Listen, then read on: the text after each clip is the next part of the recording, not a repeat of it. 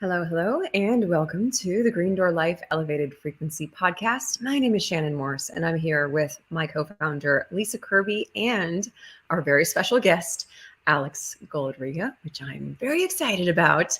Welcome, Alex. Hi, Lisa. Thank you. Hello, hello. Excited to be here. So we have the pleasure of having this conversation today, and we're going to start off with a little bit of the why. So Lisa and I always love to go into the why first, so we might as well start off there. And we love to kind of make it personal and have it be a part of the story. So Alex, where did you and I meet?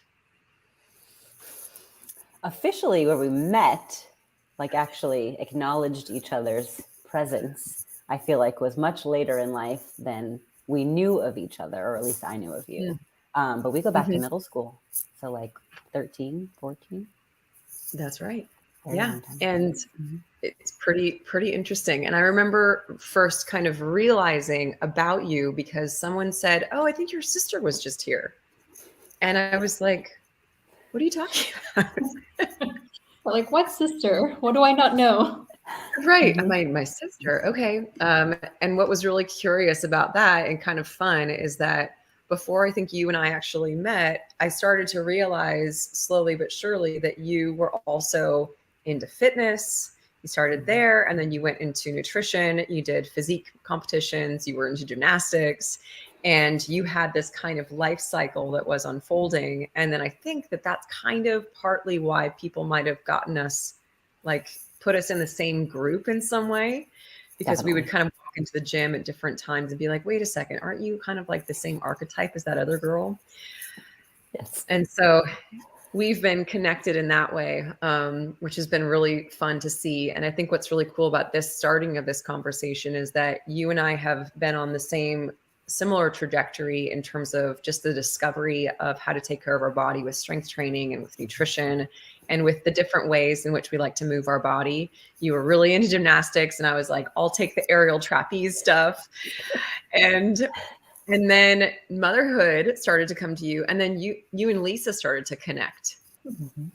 And so, Lisa, how did you, because you already knew about Alex came to one of our first grand openings as the Green Door Life, which like about 3 years ago.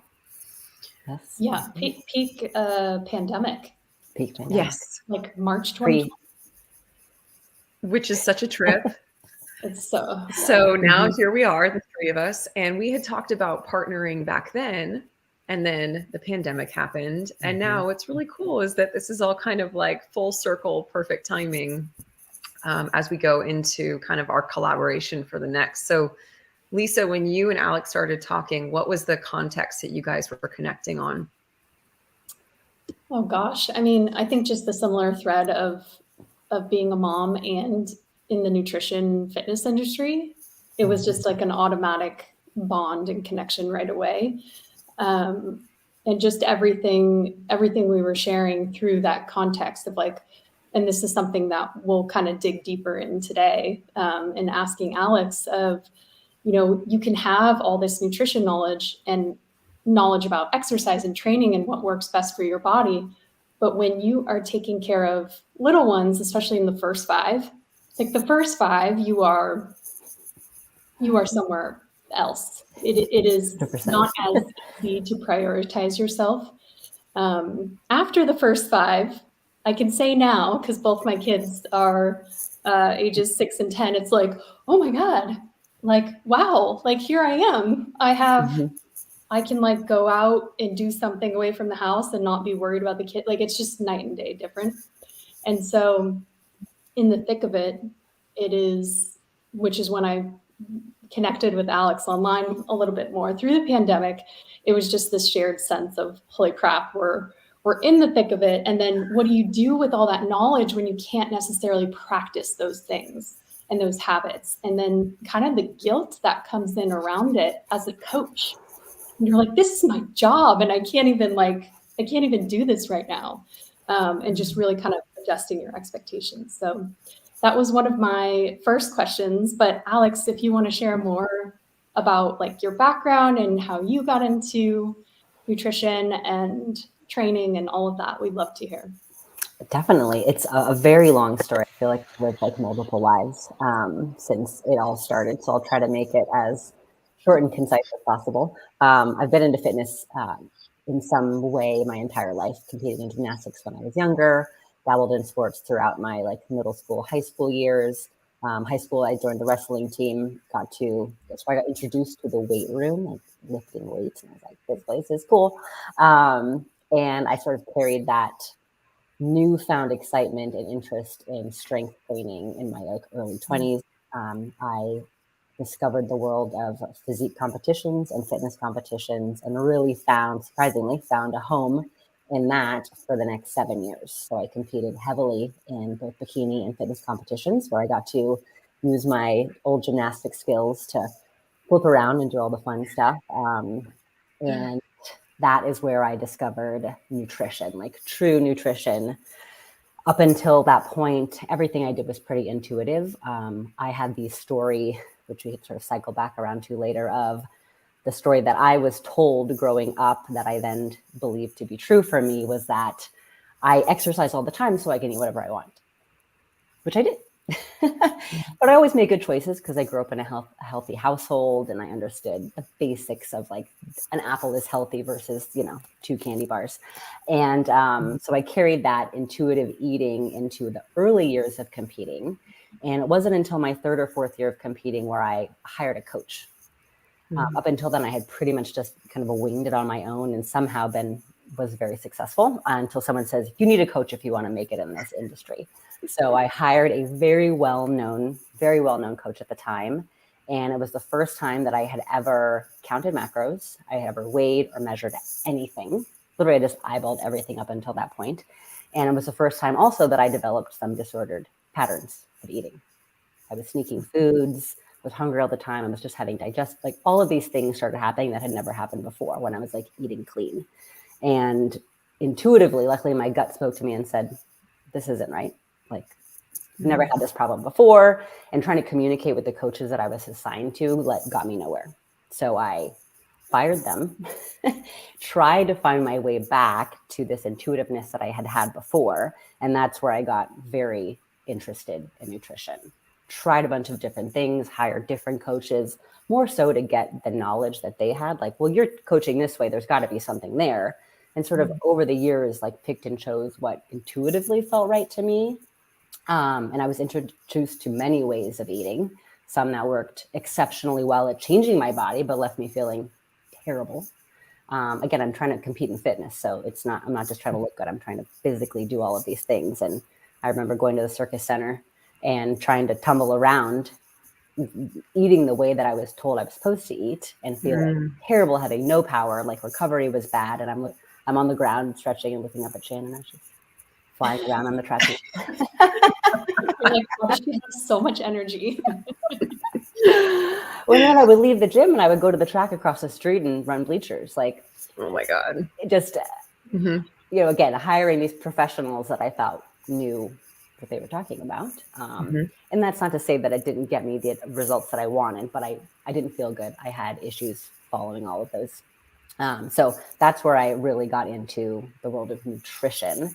And then through that also different modalities of exercise. Like there are more than one way to skin a cat, which is a weird thing. More than one way to get the body that you want in the time that you have and with the resources that you have. So for the next, I would say 3 or 4 years, adopting new ways of eating, new ways of approaching exercise, I really started to find again what I had before, which was this intuitiveness around, this is what I like to eat. I ate this, my body feels good. I got this result from that. At that point, I started tracking things a lot. I didn't really know what I was tracking, but I have, and I still have them, all of my old notebooks before, we had apps and things to keep track of our weights. Just handwrite everything in my little notebooks. I had all my food tracked, not really measurements or like macro wise, but just what I was eating, roughly the times. And anytime something felt off, I was writing that down, like, oh, I felt like crap after this, or like plowed through this workout and left with energy, And over the years, I've now coined it biofeedback, which we'll touch on a little bit. But what was interesting was there's so much information out there, on nutrition. And I mean, there's more every day.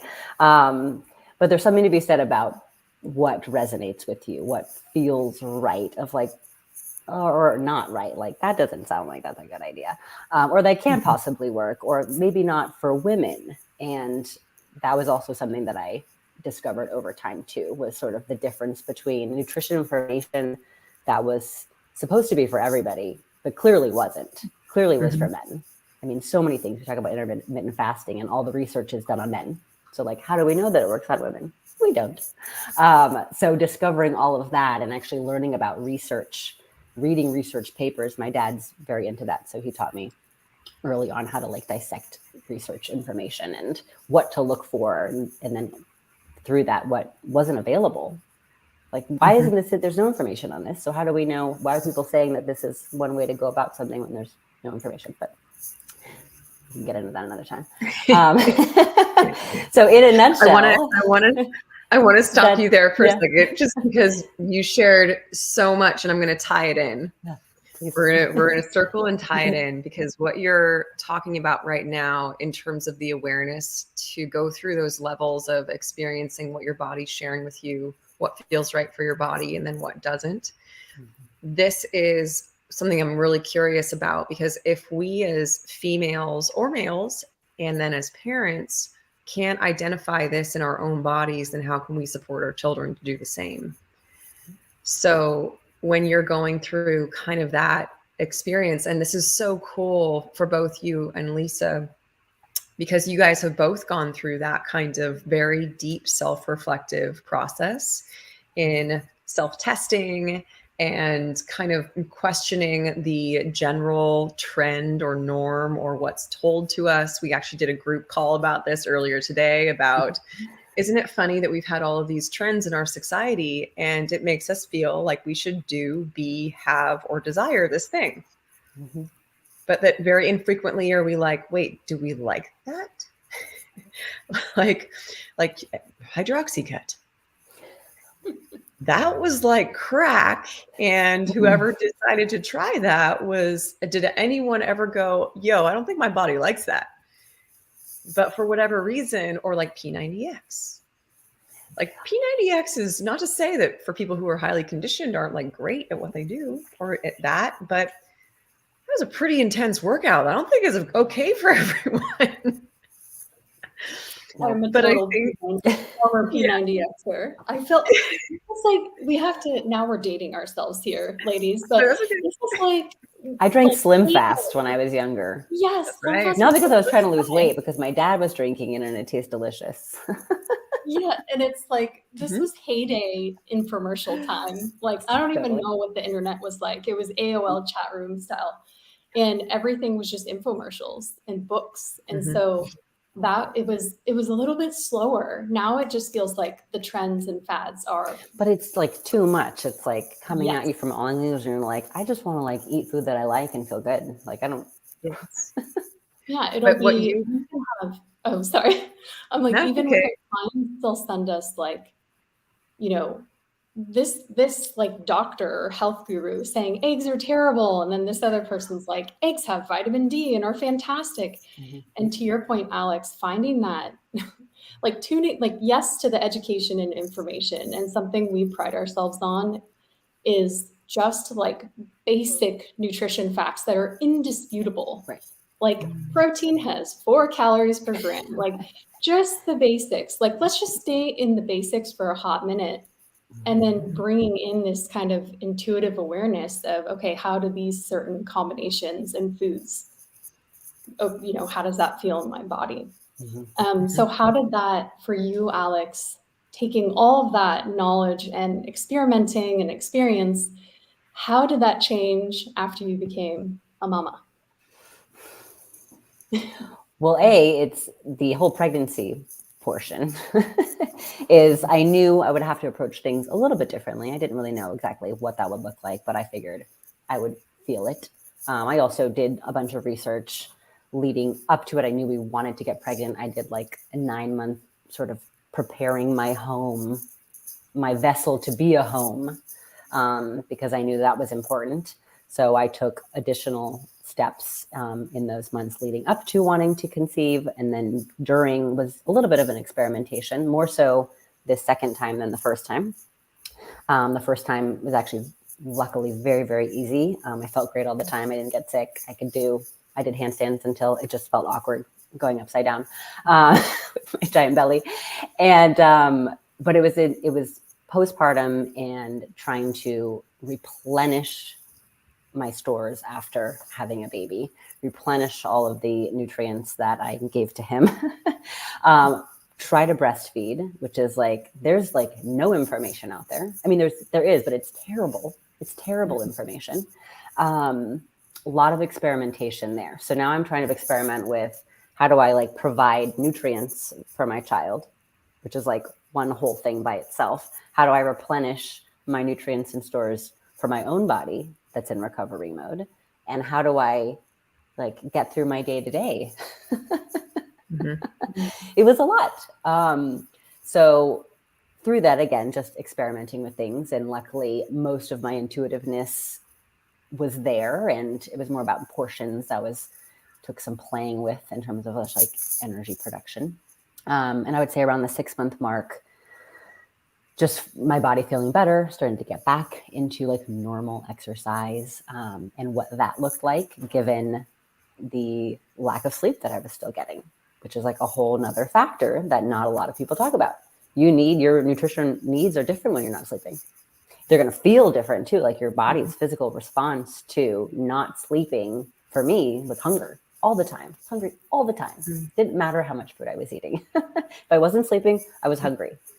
Because sleeping more wasn't really an option at that time, it was how do I eat more but not eat too much? You know, this is a weird place to be. So I'd say right around that year mark, as I'm starting to now feed him and what that looked like, I read all the books around what to feed baby in the first few years. And I went completely against what like the pediatrician would probably tell you or what you most likely see online. Again, this was almost 6 years ago. So way more information now than we had back then.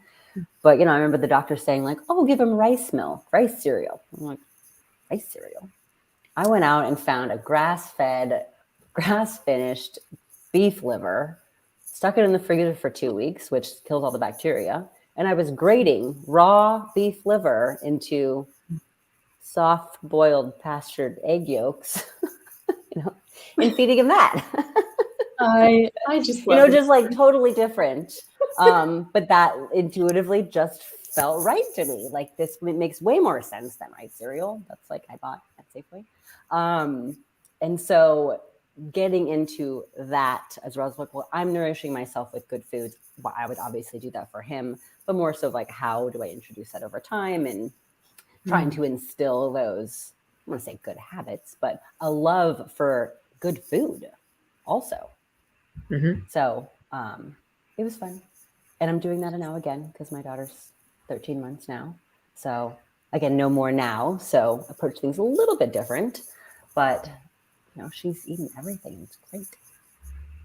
Alex, I want to hone in on like one thing that is so different about what you just shared post, like after becoming a mom, is your immediate focus was like, you didn't mention anything about trying to lose weight or get your body back or anything like that. Like, I just want to highlight that and just say, wow, because it's rare to hear that kind of internal self-care of like, oh, I need to replenish my body.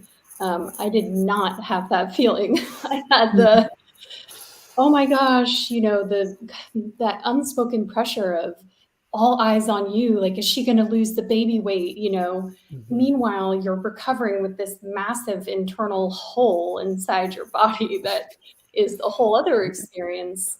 And you're dealing, you know, a lot of women, a lot of moms are dealing with that pressure to get their body back. I just think it's so refreshing to hear a different perspective of let's nourish this vessel first and see, you know, what comes and just kind of finding that balance. And it was amazing to see what the result of that was. Yes. What did you find?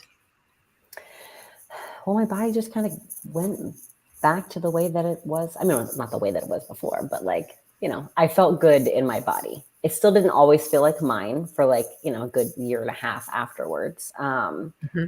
And I would say around that year mark is when I was like, oh, okay, I'm familiar with you again. This feels somewhat like what it was before, you know, start physically be able to do the things that I did. Looking in the mirror and being like, oh, I recognize this. Hi, nice to see you again. And this time, though, has been very different. It's been very different. Mm-hmm. Mm-hmm. Yep. And when you two connected again, because we're having this kind of conversation in the context of how do we now kind of build a container for moms who are going through to really like reconnect with themselves or really come into that framework of nourishing and replenishing, as you've talked about. And of course, I'm not a mom, so I can only relate to what my mom provided for me, which I'm forever grateful for, which I probably wouldn't be here if she didn't do that in the way that she did, which was pretty amazing and powerful. Mm-hmm. And so I think what's been so cool about just being inside of this conversation and even watching from the sidelines is looking at like the aspect that we don't really have that like tribal experience anymore here, where women have this place where they go to connect and reawaken whatever is inside of them at this new phase in their life.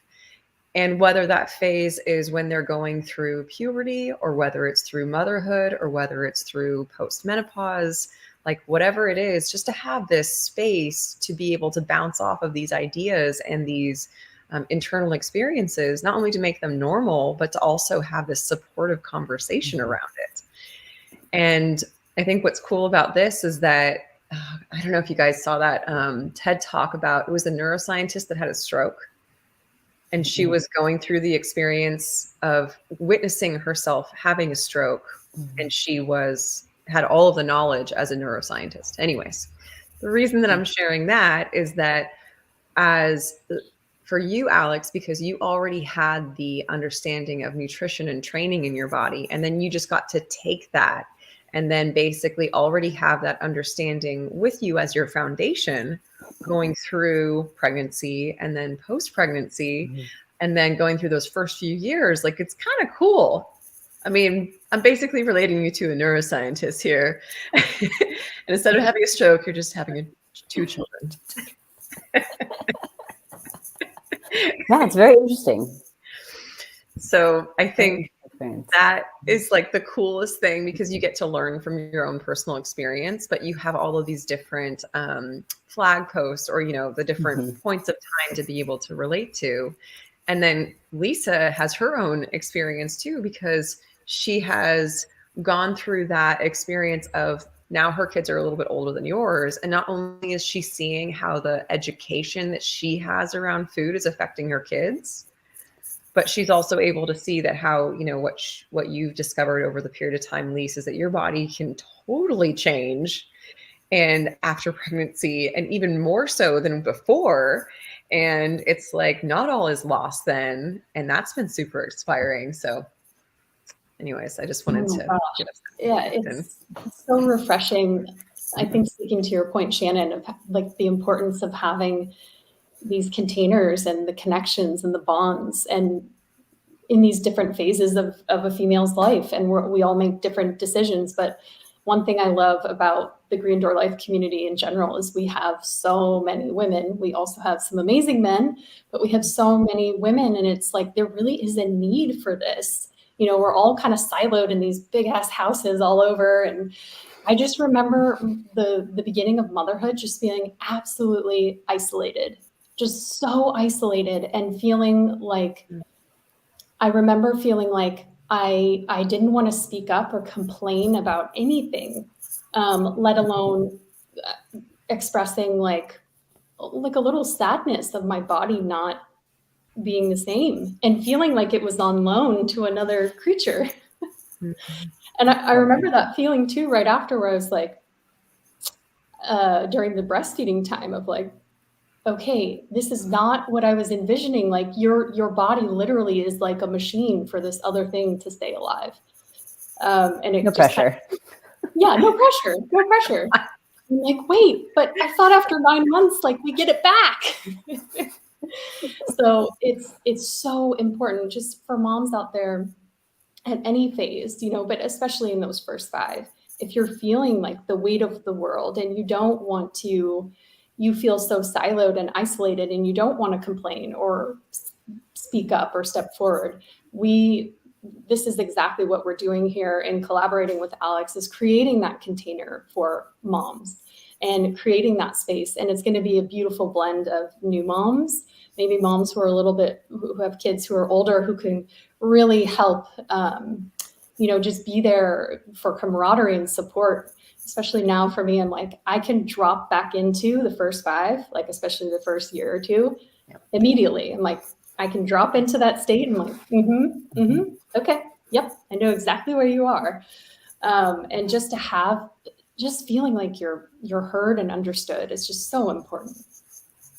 Agreed. A container I wish that I had.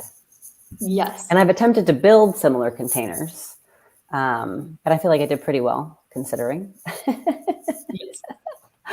But still different, like you already said too, the different ages are different seasons. And, just as women, we go through a lot of seasons in our life, some that last years and some that are like 3 months. Season of pregnancy is very short. And I think really reflecting, just tuning into yourself of like, what are my needs? Identifying like, this is where I'm at. This is what I'm feeling. These are the needs that I have in this current state right now. And from that, how do I communicate that without sounding like I'm just complaining? How do I communicate that effectively so I can hopefully get what I need, or at least be understood if those needs might not be able to be met? Sometimes it's not always possible in the moment or in that season. That doesn't mean the need isn't valid, and doesn't mean that there might not be an eventual way to get that met. Like finding childcare is very hard. That's a need. I'm having a very hard time. I'm doing the best that I can. Eventually, that need would probably be met. Right now, it's not. But communicating that's a huge need. Is I feel validated then that this is a need. I'm not ignoring it. I'm not pretending like it's not there. And I feel that in my body, being able to acknowledge it, notice it, acknowledge it, communicate it, and then hopefully, just putting it out there like this will happen eventually. But the self-care part was huge in any season. And I think for someone who hasn't had that practice of identifying like what your needs are, but also doing a self-audit around, these are my needs and these are the ways that I could get them met, whether it's through myself, meeting my own needs, or having support from others, a community of people that might be able to chime in on like what's worked for them. Maybe you don't know if that's a need you've had before, so how do I fulfill it? I'm not sure. I definitely experienced that in that first year postpartum, because I had needs that I didn't before, or I met them easily, and it wasn't like, I could just go out whenever I wanted. And I think it was through that. I mean, I don't want to get too into sort of the like healing process of self during that time, but that was a huge part of me getting back in touch with myself, and effectively from discovering what my needs were, acknowledging them, be able to get the tools that I needed. So whether that was through nutrition, approaching things differently, or different modes of exercise that were accessible to me. I wasn't jumping out to the gym all the time. I didn't have that as an option for a long time. So I'm like, what can I do at home? Experimenting with different tools, depending on whatever season or stage that I was in at that moment, and knowing that I can make this work for now, and this is going to get me what I need. But it's not, it's not going to be like this forever, and acknowledging that. So it's been very interesting, and in sort of gathering tools in my toolbox. I use these analogies a lot in coaching, where I have my toolbox of tools. I also have my emotional backpack that I, like to store things in. And that backpack can get very heavy over time if I haven't communicated. I haven't unloaded that backpack in a long time. That can start getting very heavy for me. That shows up as like fatigue, appetite, wanting to eat, snack more on snacky, crunchy things. So really like tuning into like, this is what I'm experiencing, and this is like my outward display of that feeling. But then gathering my toolbox of tools that, I have different seasons of using different ones. I use my hammer like every day. And like the nuts and bolts are like a winter thing. So having like tools for all of the seasons, and some you pull out all the time and some you used for very specific scenarios or seasons. And it's nice to feel like, okay, I got what I need. I just have to experiment with like which ones I use at which points and which ones are going to work. Alex, did you ever feel like during that process that, let's say you identified a core need, once you became a mom, was there any adjustment in the expectation? So if the need was like, because I think that's where, and this is actually true for all women or any client, anyone who we work with. Sometimes I feel like we have a need or a goal and we have a vision in our head. Oh, it needs to look like this. And if it doesn't look like this, and I'm in the gym working out an hour and a half, then why should I bother? And that was a huge part for me as the mom. I had to, I don't want to say adjust everything lower, but it was like, the baseline has now moved to here. I'm like, if I get 10 minutes of, just stretching, I am stoked. Yes, Did you 100%. notice that shift at all? Yes, 100%. Just in the amount of time that you realistically have. Yeah. So there's the time expectation. I don't have as much time as I had before for this activity. So this is what I can fit in, and that's what this could look like, and this is what it can do for me. But then the expectation of the outcome too, of like, well, I worked out this often in this amount, this capacity or intensity to, get on stage. Obviously, I'm not trying to get on stage, but like, I know what it took to get this body or to feel this way or get this result. And now I'm like here. And so my expectations and of the result that I was going to get out of that had to change. And once I accepted that, it actually happened more than I expected. So I think bringing it down, not that you have to like lower the bar, but like, let's be realistic. And then if we're pleasantly surprised, that's great. Exactly. And versus like being disappointed all the time and frustrated and like, why isn't this working? Why don't I have more time? This isn't fair. And sort of getting into that negative cycle, which was very easy to get into. And Alex, kind of circling it back into the collaboration, I think being able to help other moms identify what those tools are that they have will be different for everybody. Yes. And so just like that general awareness that's there, and then identifying, what the signs are that their body will give them, the biofeedback that you talk about. And also I think this is really the cool thing about having any sort of group container, is where you don't compare yourself to somebody else and go, well, she did it that way, so that must be how I should be doing it. But it's more like, this is like the foundation that we get to look at it through.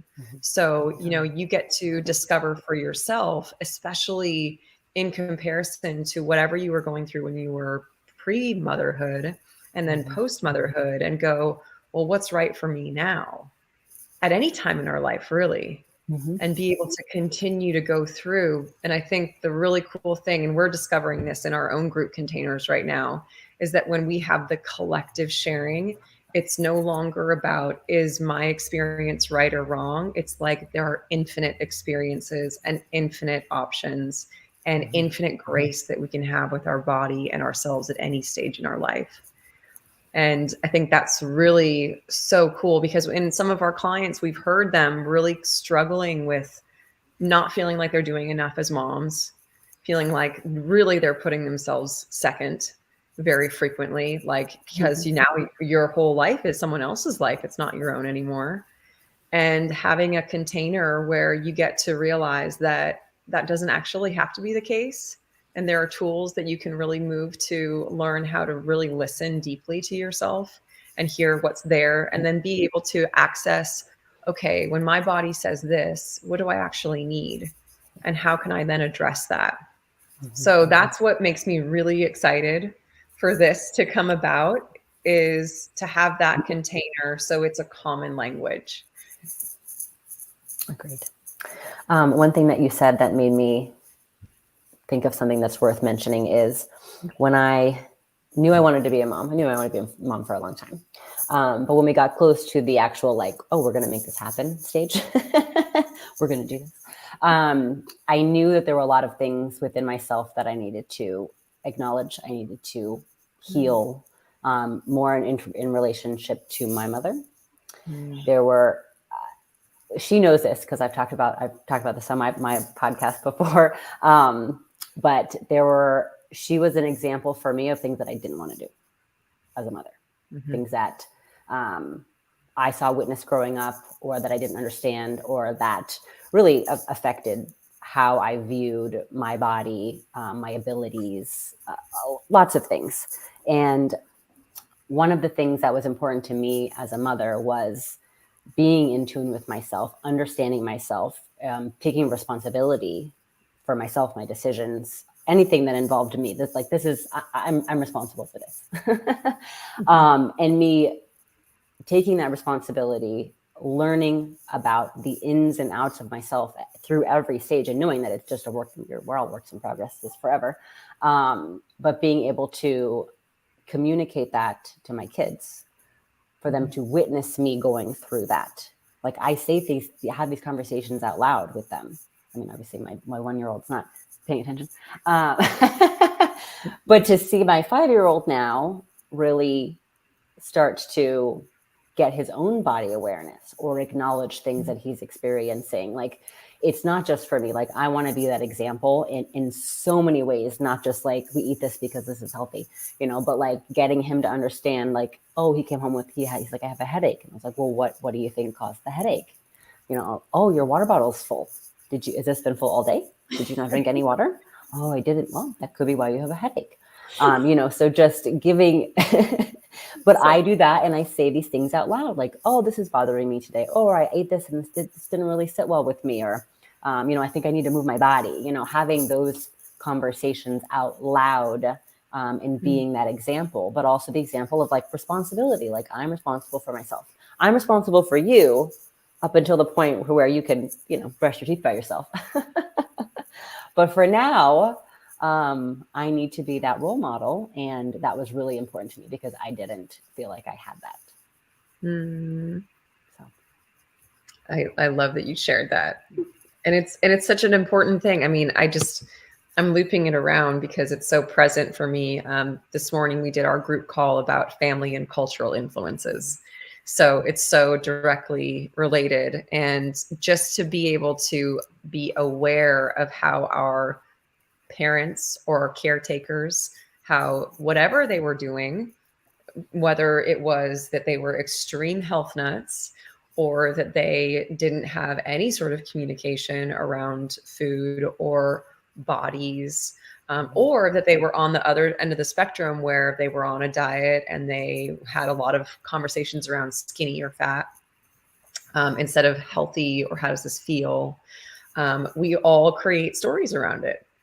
And so just to be able to be witness to that, and even when we try to avoid being a certain way, that also has its impact, right?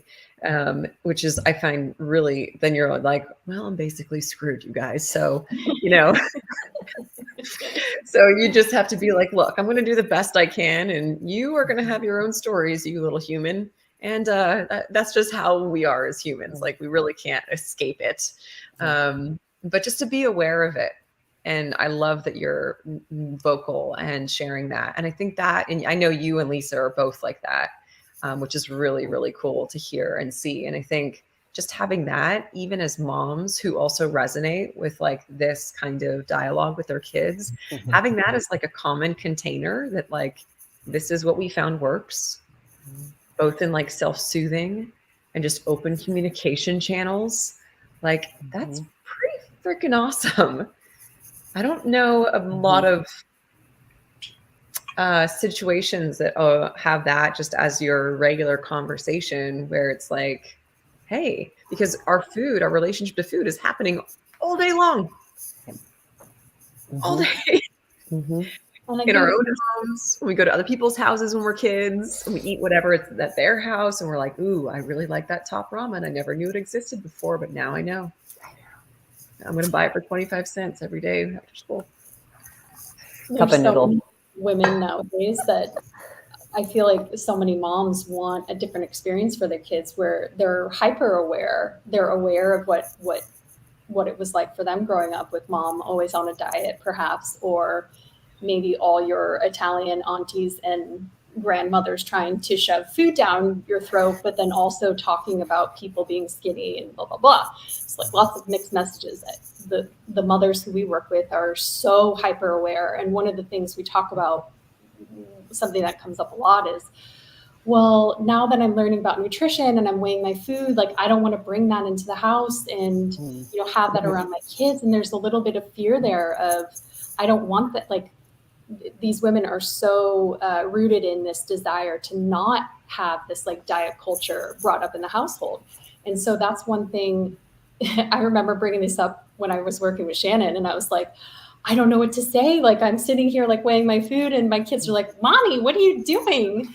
And my first like visceral response was, ooh, I shouldn't be doing this. I don't think this is a healthy message. But then I realized, okay, binge drinking red wine and binge eating food, these are not things I'm saying. These are messages I'm doing. What kind of message is that giving my kids? So then I rewrote everything and I just became hyper aware, and I was able to communicate to them, you know what? I'm learning about nutrition. It's so cool. I am learning what is inside this food right here. There's foods that help us build muscles. There's foods that give us energy, and there's foods that, regulate all these cool functions in our body. And so I started to talk about it almost like a teacher and making it really interesting and fun, because I was fascinated. I'm like, how does like this needs to be taught in kindergarten? We say that all the time. And so that really changed that perspective shift is so empowering for moms, where it's like you can truly make it about the education piece, and it doesn't have to have this like diet lens at all. Agreed. I think that's so important. Well, I feel like it could be a very similar conversation to like, this is why we brush our teeth every day. Exactly. Right. Yes. Like Yes. we have that conversation every day. And Why do I have whatever to brush my teeth? whatever we have as our belief in our context, that's what we're going to be sharing. So if we have our own thing about it that's perhaps passed from our parents, we saw our parents relate to diets, whatever, in a way that was bad, or that was there, just then we're going to hold that if we're not conscious of it. Yeah. It's- oh boy, we could just go on. I For know those of there's a you- lot. We might have to do a part 2 coming up in like maybe a couple of weeks or so. Yeah, totally. But for those of you who are watching, well, is there anything, Lisa, is there anything, and Alex, is there anything else that you wanted to make sure that we just cover here before we kind of sign off and say to be continued?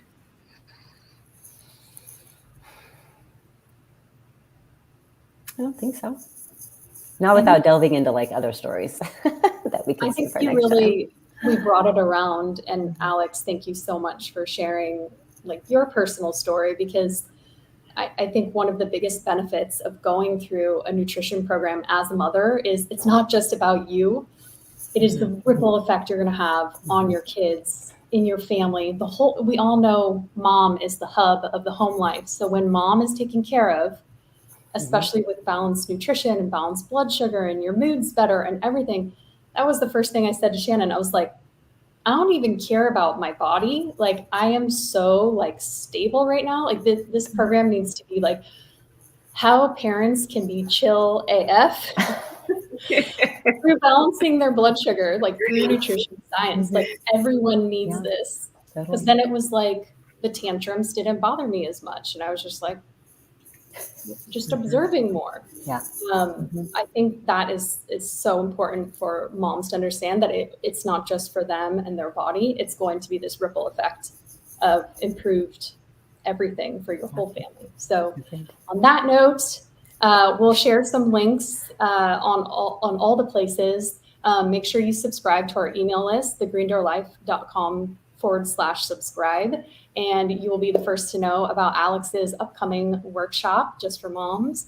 And then also the 12-week program. It'll be a container for nutrition, exercise, biofeedback, and just overall healthy lifestyle just for moms as well.